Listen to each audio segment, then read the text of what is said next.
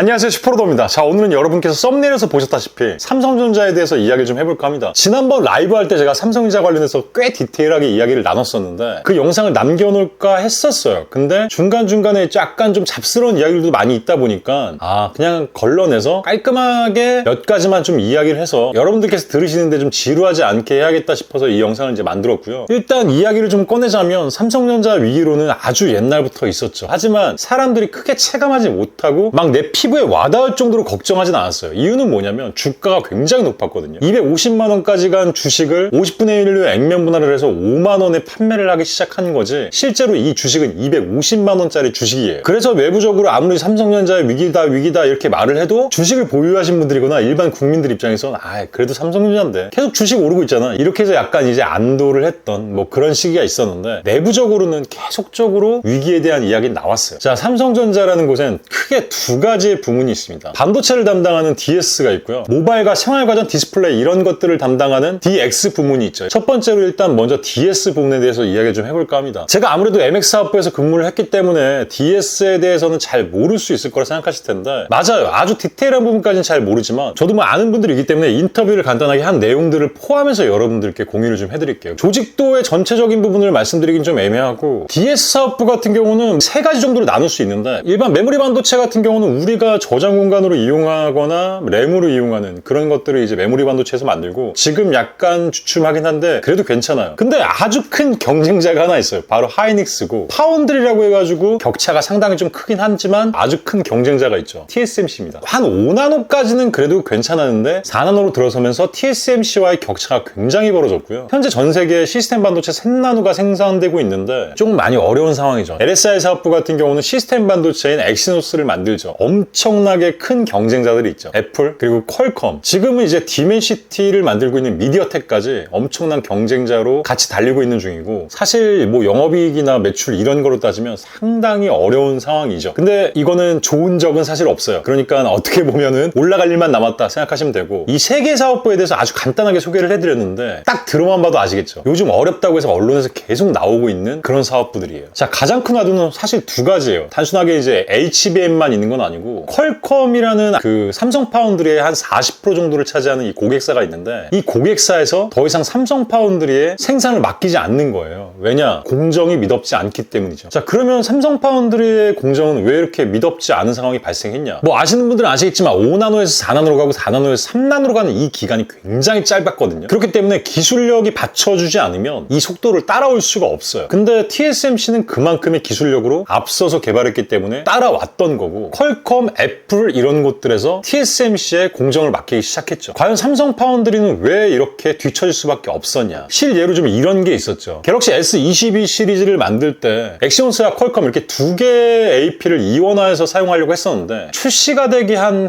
달 반 전쯤인가요? 웨이퍼 공정 단계에서 수율이 너무 안 나와서 거의 한 90% 이상 전량 폐기하는 그런 상황이 좀 발생했어요. 그렇게 해서 그때 부랴부랴 올 스냅드래곤으로 AP를 딱 탑재하는, 실제로 이런 일이 있었기 때문에 그때부터 삼성 파운드리의 신뢰도는 조금씩 떨어지기 시작했죠. 그렇게 하다 보니까 이제 3나노의 시대가 오고 곧 2나노의 시대가 금방 바로 또 올 텐데, 기술력으로 따라가기가 조금 어려운 상황이 발생한 거죠. 그렇기 때문에 아주 큰 고객사인 퀄컴을 잃어버린 삼성 파운드리는 적자를 보기 시작하는 이제 그런 상황이 발생했고, 자, 그럼 이제 좀 다른 이야기를 해볼게요. HBM, 고대역폭 메모리입니다. HBM이라는 걸 어떤 카이스트 교수가 개발을 했어요. 그래서 국내 기업은 하이닉스 아니면 삼성인데 삼성을 먼저 간 거예요. 막 이렇게 좋은 게 있습니다, 삼성에서 오케이를 했어요. 그래서 HBM 사업을 시작했죠. 굉장히 빨리 시작했어요. 자, 근데 여기서 내부적으로 변수가 발생해요. 돈이 안 되는 거예요. 지금 당장은 이 고대역폭 메모리를 사용할 만한 플랫폼 자체가 없던 거죠. 그러다 보니까 이 사람들이 이게 지금 당장 필요한 것들이야? 라는 의문을 갖게 돼요. 그래서 여기서 여러분들 다 아시는 분, 그 인물이 이제 나오는데, 정현호 부회장이라는 사람이 있어요. 자, 이 인물은 굉장히 이슈가 되고 있는 인물인데, 이재용보다 나이가 많아요. 한 8살 정도 많은데, 하버드 시절에 이재용을 완벽하게 케어해줬던 그 사람이 바로 정현호 부회장이라는 사람인데, 이 사람이 원래 예전에 뭐 이미징 사업부에도 있었고 하지만 뭐 어떤 신사업 관련된 TF장도 맡았었고 굉장히 여러 가지 요직에 있었던 사람이에요. 근데 이 사람이 가장 힘을 발휘했던 곳은 아무래도 이제 미전실이죠. 그 미전실이 없어지면서 다 이제 막 회사에서 잘리고 막 이랬잖아요. 근데 그럼에도 불구하고 끝까지 남아있던 사람, 지금 현재도 남아있는 사람은 유일하게 정현호밖에 없는 걸로 알고 있어요. 그만큼 이재용 회장의 신임을 두텁게 얻고 있는 사람이죠. 이 사람이